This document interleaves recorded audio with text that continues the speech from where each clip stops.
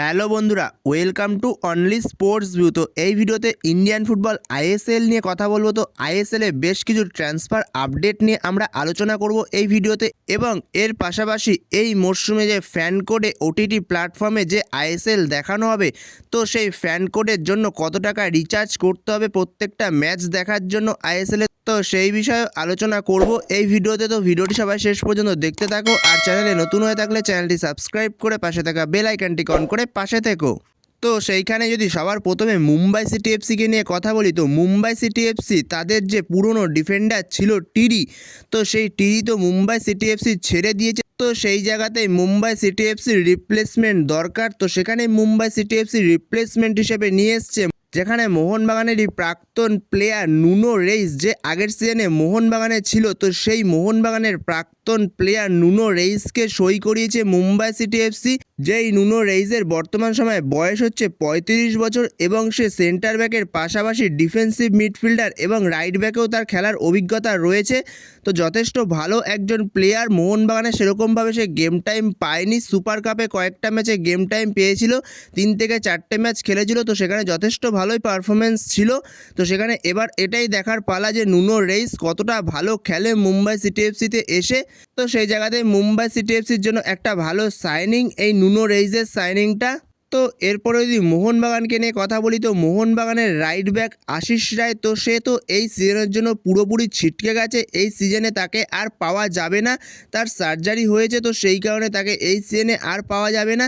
তো সেই জায়গাতেই আশিস রায়ের ব্যাকআপ দরকার সার্জিও লোবেরার। তো সেখানে যেরকমটা প্রথমে শোনা গেছিল মোহনবাগানের রিজার্ভ টিম থেকেই আশিস রায়ের ব্যাকআপ নেওয়া হবে, কিন্তু বর্তমান সময়ে কেরালা ব্লাস্টার এফসির থেকে আশিস রায়ের ব্যাকআপ হিসেবে নিয়ে আসা হচ্ছে আমায় রানোয়ারাকে, যে আমায় রানোয়ারের সার্জিও লোবেরার একজন প্রিয় ছাত্র। এই আমায় রানোয়ারাকে খুবই পছন্দ করে সার্জিও লোবেরা।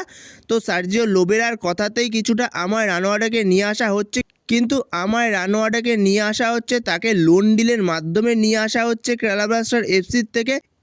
এই মরশুমে যে আইএসএল এর যে ছোট্ট একটা সিজন হচ্ছে, তো সেইখানে এই সিজনটুকুই খেলবে সে মোহনবাগানে আমায় রানোয়ারে এসে, কিন্তু পরের সিজনে সে আবারও কেরালা ব্লাস্টার এফসিতে ফিরে যাবে।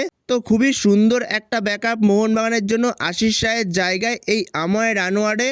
তো বন্ধুরা, তোমাদের কি মনে হয় এই আমায় রানোয়ারের ডিলটা কতটা ভালো ডিল মোহনবাগানের জন্য? তো তোমাদের এ বিষয়ে মতামত অবশ্যই কমেন্ট বক্সে জানিও। তো এরপরে পরবর্তী আপডেটটা হচ্ছে মোহনবাগানকে নিয়ে। তো মোহনবাগানের বর্তমান সময়ের প্লেয়ার আলবার্তো রড্রিগেজ, মোহনবাগানের সেন্টার ব্যাক, বিদেশি সেন্টার ব্যাক, মোহনবাগানের অন্যতম একজন গুরুত্বপূর্ণ প্লেয়ার এই আলবার্তো রড্রিগেজ। তো এই আলবার্তো রড্রিগেজের সঙ্গে মোহনবাগানের কন্ট্রাক্ট শেষ হচ্ছে 31শে মে 2026-এ। তো সেই জায়গাতেই আলবার্তো রড্রিগেজের সঙ্গে মোহনবাগান ম্যানেজমেন্ট আরও একটা মরশুমের জন্য কন্ট্রাক্ট এক্সটেনশন করতে চাইছে। তো আমরা সবাই জানি আলবার্তো রড্রিগেজ কতটা ভালো প্লেয়ার, যেই দুটো সিজন যে সে খেলছে আলবার্তো রড্রিগেজ মোহনবাগানের হয়ে আইএসএলে, তো কতটা গুরুত্বপূর্ণ প্লেয়ার মোহনবাগানের জন্য, এবং তার পাশাপাশি ডিফেন্সে কতটা বড় ভূমিকা রাখে আলবার্তো রড্রিগেজ তার হাইটের কারণে কিছুটা, এবং যথেষ্ট ভালো মানের একজন ডিফেন্ডার। তো সেই আলবার্তো রড্রিগেজের সঙ্গে মোহনবাগান ম্যানেজমেন্ট আরও একটা মরশুমের জন্য কন্ট্রাক্ট এক্সটেনশনের জন্য কথাবার্তা বলছে, কিন্তু আলবার্তো রড্রিগেজ এখনও পর্যন্ত এই ব্যাপারে কিছু বলেনি। যেহেতু আইএসএল নিয়ে এরকম সমস্যা হচ্ছে, যেখানে আইএসএল শুরু হওয়ার কথা সেপ্টেম্বর মাস নাগাদ, তো সেখানে আইএসএল শুরু হচ্ছে এই ফেব্রুয়ারি মাসে। তো সেখানে এতগুলো দিন পরে বা এতগুলো মাস পরে আইএসএল শুরু হচ্ছে, তো সেই কারণ নিয়েই হয়তো সে এখনও পর্যন্ত কিছু জানায়নি।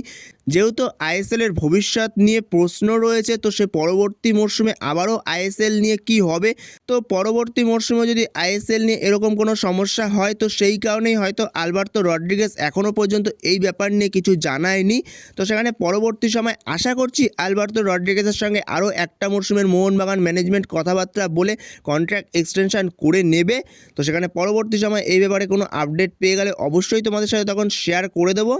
তো এরপরে যদি আমরা আইএসএল লাইভ টেলিকাস্ট নিয়ে আলোচনা করি তো আইএসএল লাইভ টেলিকাস্ট আপাতত পর্যন্ত এই মরশুমে শুধুমাত্র ওটিটি প্ল্যাটফর্মটা নিয়ে অফিসিয়াল আপডেট এসেছে, যেখানে ওটিটি প্ল্যাটফর্মে ফ্যান কোডের মাধ্যমে দেখানো হবে আইএসএল, কিন্তু এখনও পর্যন্ত টিভিতে কোথায় দেখানো হবে তো সেই ব্যাপারে কোনো অফিসিয়াল আপডেট নেই। ফ্যান কোডের সঙ্গে অনেক পার্টনারশিপই রয়েছে, তো ফ্যান কোড কথাবার্তা বলছে যতটা সম্ভব সোনিতে দেখানোর খুবই পসিবিলিটি রয়েছে, যেটা তোমাদের এর আগেও আমি জানিয়েছি। তো সোনিতে দেখাতে পারে, বাট এখনও পর্যন্ত অফিসিয়াল কোনো কনফার্মেশন নেই যে সোনিতেই দেখাবে। তো সেখানে দেখা যাক পরবর্তী সময় টিভিতে কোথায় লাইভ টেলিকাস্ট হয় আইএসএল, কিন্তু ফ্যান কোডের মাধ্যমে ওটিটি প্ল্যাটফর্মে তোমরা আইএসএল দেখতে পারবে মাত্র 299 টাকায়। 299 টাকা মারলেই তোমরা পুরো সিজনের আইএসএলটা দেখতে পাবে, যেখানে যে 91টা ম্যাচ হবে এই মরশুমে আইএসএলের, তো সেই 91টা ম্যাচই দেখতে পাবে 299 টাকা রিচার্জ করলে ফ্যান কোডে। এছাড়াও ফ্যান কোড আরও একটা ভালো জিনিস বের করেছে, যেখানে প্রত্যেকটি টিম মানে যে কোনো একটা টিম যদি তুমি ভালোবেসে থাকো, যেরকম মোহনবাগান ইস্টবেঙ্গলের ফ্যান বেস রয়েছে, এছাড়া Mumbai city FC, Bengaluru FC, এরকম যারা ফ্যান বেস রয়েছে যে কোনো একটা টিমের খেলা দেখবে, তো সেরকম একটা টিমে ধরো মোহনবাগানের খেলা দেখার জন্য তুমি শুধুমাত্র 149 টাকা রিচার্জ করতে পারো, বা ইস্টবেঙ্গলের খেলা দেখার জন্য তুমি শুধুমাত্র 149 টাকা রিচার্জ করতে পারো। তার মানে তুমি শুধুমাত্র ইস্টবেঙ্গলের খেলাগুলোই দেখতে পারো। এছাড়াও যদি তুমি মোহনবাগানের হয়ে রিচার্জ করো তো তুমি শুধুমাত্র মোহনবাগানের সাথে যেই টিমের খেলা থাকবে তো সেই টিমের খেলাগুলোই দেখতে পারবে, তাছাড়া অন্য কোনো টিমের খেলা দেখতে পারবে না। যদি পুরো টিমের খেলা দেখতে হয় বা সব কটা টিমের খেলা দেখতে হয় তো সেক্ষেত্রে তোমাকে 299 টাকা রিচার্জ করতে হবে।